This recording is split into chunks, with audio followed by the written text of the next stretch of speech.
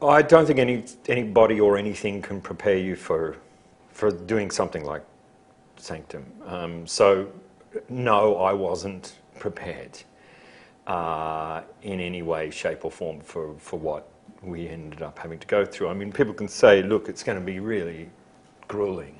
You need to know that.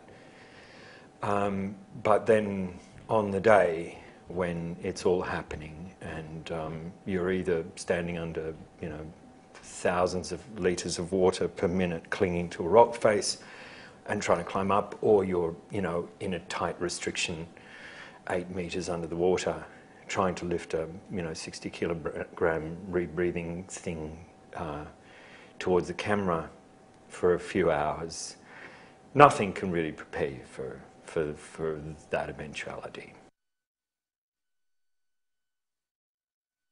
You get some idea that he's somebody who's a bit lost in the real world, who can only sort of find his footing underground, because he's in charge in those environments. He understands them. He understands the threat of them and the beauty of them, and he can deal with that. Talking to people, and it's something like the can of worms of his relationship with his son is something that he struggles with.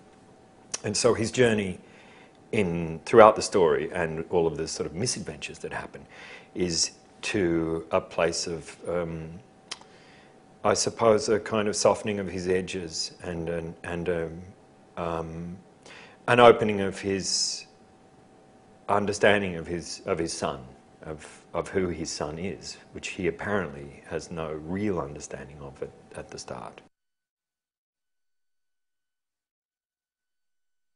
We had little pin lights inside our masks so the camera could see us, but what it meant was that all I could see was me. So I would be looking out at me and hearing and a whole lot of bubbles, and nobody would really know what was going on under there, and you'd have to find somebody coming over tugging you and writing something underwater, which they would hold up for you, and you couldn't see it because you could only see your own face. And so it was a kind of, I can't tell you really what it was like. It was extraordinary.